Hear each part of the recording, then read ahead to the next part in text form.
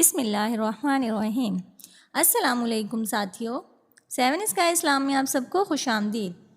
ماہ ربیع الاول کا چاند آپ سب کو مبارک ہو۔ آج آپ کو حضور اکرم صلی اللہ علیہ وآلہ وسلم کی پیدائش سے قبل پیش آنے والے واقعات بیان کریں گے، جس میں حضرت ابراہیم علیہ السلام کی دعا اور آپ کی والدہ ماجدہ کے خواب کے بارے میں بتائیں گے۔ آپ کے والد کے انتقال کے بارے میں بھی بتایا جائے گا۔ تو چلیں شروع کرتے ہیں۔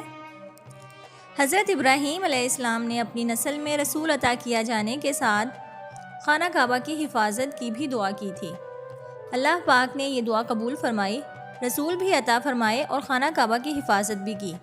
وہ اس طرح کہ 2500 سال تک کسی نے خانہ کعبہ پر حملہ ہی نہیں کیا، اور جب ابرہہ نے حملہ کیا تو عبد المطلب نے اللہ تعالیٰ کے بھروسے پر صاف کہہ دیا کہ خدا اپنے گھر کی خود حفاظت کرے گا۔ کیسا جواب دیا؟ وہ تو بہت عقل مند تھے۔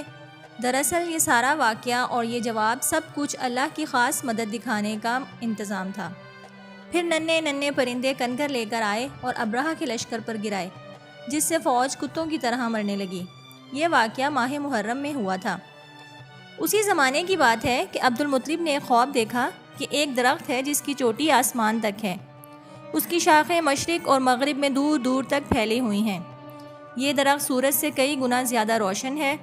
قریش کا ایک گروہ اس کی شاخوں سے لٹکا ہوا ہے اور ایک دوسرا گروہ اس کی شاخوں کو کاٹنے کے لیے آگے بڑھتا ہے۔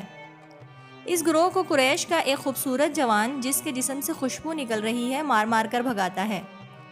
اس وقت کے علماء نے اس خواب کی تعبیر یہ بتائی کہ آپ کی اولاد میں وہ نبی پیدا ہوگا جس کی بشارت آسمانی صحیفوں میں موجود ہے۔ عبد المطلب کے سب سے چھوٹے بیٹے عبداللہ بہت نیک طبیعت کے مالک تھے۔ اپنے والد کی نظر ماننے اور اپنے بدلے 100 اونٹوں کی قربانی نے ان کو سب کی آنکھوں کا تارا بنا دیا تھا۔ وہ بہت صحت مند اور خوبصورت تھے، شعر بھی کہتے تھے جو بہت پسند کیے جاتے تھے۔ وہ بت پرست نہ تھے بلکہ خدا کو مانتے تھے، یعنی دین ابراہیمی پر قائم تھے۔ ان کی شادی قریش کی سب سے زیادہ قابل عزت خاتون حضرت آمنہ بنت وہب بن عبد مناف بن زہرہ بن قسی سے ہوئی۔ حضرت آمنہ ورقہ بن نوفل کی رشتے کی بہن تھیں۔ ان کی والدہ کا نام برہ بنت عبد العزیٰ تھا۔ عرب میں تعارف کروانے کے لیے باپ دادا کے ذکر کو ضروری سمجھا جاتا تھا۔ حسب و نسب کا سارا سلسلہ یاد رکھا جاتا تھا۔ ان دنوں علم حاصل کرنے کے لیے آج کے زمانے جیسے ذریعے نہ تھے، مثلاً ریڈیو، ٹی وی، اخبار، کتابیں وغیرہ بھی کم ہی لکھی جاتی تھیں۔ انتہائی اہم بات لکڑی کی تختیوں، جانوروں کی کھالوں یا کسی ہموار والی سطح پر لکھ لی جاتی تھیں، مگر زیادہ کام یادداشت پر چلتا۔ وہ لوگ جاہل نہ تھے، ان میں بڑے بڑے عالم اور شاعر گزرے ہیں۔ حسب و نسب کے تو بہت ماہر ہوتے تھے۔ بات دراصل یہ تھی کہ اس میں بھی اللہ تعالیٰ کی حکمت تھی۔ وہ بتا رہا تھا کہ جو ساری دنیا کا سردار نبی صلی اللہ علیہ وآلہ وسلم ہے، وہ حسب نسب کے لحاظ سے بھی بہترین ہے۔ حضرت عبداللہ اور حضرت آمنہ عرب کے اعلیٰ ترین خاندانوں کے اعلیٰ ترین افراد تھے۔ ان کی شادی بڑی برکتوں والی شادی تھی۔ دولہا کی عمر قریباً 25 سال تھی اور دلہن کی عمر 20 سال سے کچھ کم تھی۔ اس زمانے میں رواج تھا کہ شادی کے بعد دولہا 3 دن تک سسرال میں رہتا تھا۔ اس رواج کے مطابق 3 دن سسرال میں رہنے کے بعد حضرت عبداللہ حضرت آمنہ کے ساتھ مکہ کے شہر میں منتقل ہو گئے۔ حضرت عبداللہ اپنے والد کے ساتھ تجارت کرتے تھے۔ ان دنوں ایک تجارتی قافلہ شام کی طرف جا رہا تھا۔ آپ کے والد نے آپ کو اس قافلے کے ساتھ جانے کو کہا۔ آپ والد کے بہت فرمانبردار تھے، اس سفر پر روانہ ہو گئے۔ جاتے وقت حضرت آمنہ کو الوداع کہا۔ وہ گویا آخری سفر پر جانے کے لیے الوداع تھی، کیونکہ آپ شام کے سفر سے زندہ واپس نہ آئے۔ راستے میں بیمار ہو گئے۔ آپ کی ننھیال یثرب میں تھی، وہاں 1 ماہ ٹھہرے مگر صحت یاب نہ ہو سکے۔ اس طرح نئی نویلی دلہن کو اکیلا چھوڑ کر مسافرت میں اپنے اللہ تعالیٰ کے پاس چلے گئے۔ آپ کی وفات حضرت عبد المطلب اور مکہ والوں کے لیے بے حد صدمے کا باعث تھی۔ حضرت آمنہ بے حد صابر و شاکر خاتون تھیں، بڑے صبر اور حوصلے سے اس مشکل کو برداشت کیا۔ حضرت عبداللہ کوئی رئیس آدمی نہ تھے۔ فوت ہونے پر ان کا ترکہ چند جانور، 1 مکان، 1 دکان، کھجوروں اور چمڑے کا کچھ ذخیرہ، 1 غلام اور 1 لونڈی تھے۔ یہ لونڈی، جن کا نام ایمن تھا، بڑی وفادار اور سمجھدار خاتون تھیں۔ حضرت آمنہ کا بہت خیال رکھتی اور ہر وقت خدمت میں حاضر رہتی۔ حضرت آمنہ بہت نیک دل اور صبر کرنے والی خاتون تھیں۔ ایسی ہستیوں کو اللہ تعالیٰ پسند کرتا ہے۔ ان کا غم اللہ تعالیٰ نے خود دور کیا۔ وہ اس طرح کہ کئی دفعہ ان کو خواب میں خوشخبری ملی، بہت بڑی خوشخبری۔ اتنی بڑی خوشخبری آپ کے علاوہ کسی اور کو نہیں ملی، اور وہ یہ کہ آپ کو خواب میں بتایا گیا کہ آپ کو سب سے اونچی شان والا بیٹا عطا کیا جائے گا۔ صرف خواب ہی نہیں، کشف میں بھی آپ کو ایسے نظارے دکھائے جاتے جس سے آپ کو اندازہ ہوتا کہ کوئی بڑی شان والا بیٹا آپ کو ملے گا۔ آپ نے یہ بھی دیکھا تھا کہ آپ کے اندر سے ایک نور نکلا ہے جو ہر طرف پھیل گیا ہے۔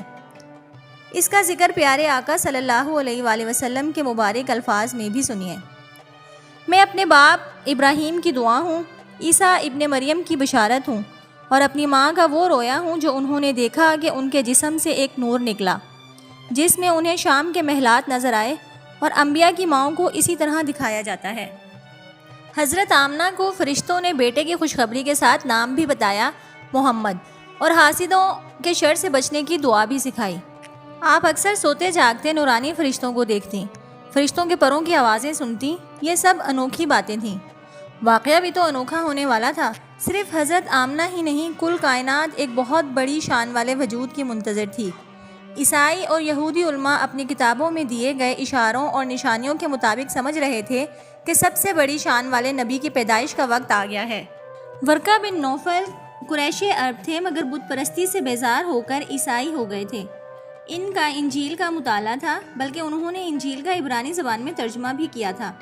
انہیں یقین ہو گیا کہ آل قریش میں موعود نبی پیدا ہونے کا وقت آ گیا ہے، وہ عظیم نبی جس کے لیے سارا عرب منتظر تھا، جس کا حضرت ابراہیم علیہ السلام کی دعاؤں میں وعدہ تھا، وہ موعود نبی جس کے لیے سارے یہودی منتظر تھے کہ فاران کی چوٹیوں سے ایک نبی برپا ہوگا، وہ وجہ تخلیق کائنات نبی جس کے لیے زمین و آسمان چشم براہ تھے۔ غرض یہ کہ نور الہی کے مظہر نور محمدی کے جلوہ فرما ہونے کا بابرکت وقت آ گیا۔ 12 ربیع الاول عام الفیل 20 اپریل 571 ہجری، سورج نکلنے سے کچھ پہلے حضرت آمنہ کی گود میں وہ چاند آ گیا جس کی بشارتیں انہیں مل رہی تھیں۔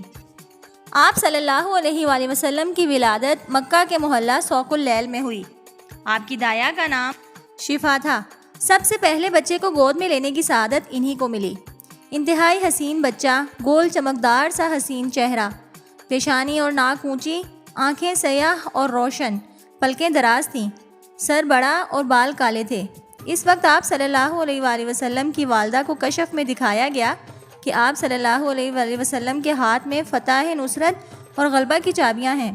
آپ صلی اللہ علیہ وآلہ وسلم آسمان سے نور لائے تھے، خود بھی نور تھے، اور آپ کا نام محمد رکھا گیا۔ آپ صلی اللہ علیہ وآلہ وسلم کی پیدائش کے وقت حضرت عبد المطلب خانہ کعبہ میں دعا کر رہے تھے۔ ام ایمن نے آ کر پوتے کی خوشخبری سنائی، خوشی خوشی گھر آئے، پوتے کو گود میں لیا۔ حضرت آمنہ کے خواب اور کشف کی وجہ سے نام محمد کو ہی پسند کیا۔ ننھے کو گود میں لیا ہوئے خانہ کعبہ آ کر اللہ کا شکر ادا کیا اور اعلان کیا کہ عبداللہ مرحوم کے بچے کا نام محمد رکھا گیا ہے، پھر واپس بچہ ماں کے سپرد کر دیا۔ انہیں اس موقع پر اپنا بیٹا عبداللہ بہت یاد آیا۔ دنیا میں یوں بھی ہوتا ہے کہ اگر بیٹا فوت ہو گیا ہو تو دادا پوتے پر قبضہ کر لیتا ہے، مگر آپ نیک دل انسان تھے۔ آپ کے والد کے فوت ہو جانے کے بعد آپ کو آپ کی والدہ کے قبضے میں رہنے دیا اور کہا کہ اس کے باپ کی جگہ مجھے ہی سمجھو، لیکن اس کی پرورش تم ہی کرو، کوئی تکلیف ہو یا کوئی ضرورت ہو تو مجھے بتاؤ، یہ نہ سمجھنا کہ اس کا باپ فوت ہو گیا ہے۔ تو ساتھیوں، آج کی ویڈیو کا اختتام یہیں کرتے ہیں۔ اگلی ویڈیو میں انشاءاللہ آپ کو حضور اکرم صلی اللہ علیہ وسلم کے بچپن کے واقعات کے بارے میں بتائیں گے۔ تو اسی طرح اگر آپ تاریخی واقعات کے بارے میں جاننا چاہتے ہیں تو ہمارے چینل 7 اسکائی اسلام کے ساتھ جڑے رہیں۔ ہمارے چینل کو سبسکرائب کریں اور ساتھ لگے بیل آئیکن کو بھی پریس کریں تاکہ ہماری نئی آنے والی سبھی ویڈیوز سب سے پہلے آپ تک پہنچیں۔ اللہ تعالیٰ آپ کا حامی و ناصر ہو۔ دعاؤں میں یاد رکھیے گا، جلد ہی پھر ملیں گے۔ اللہ حافظ۔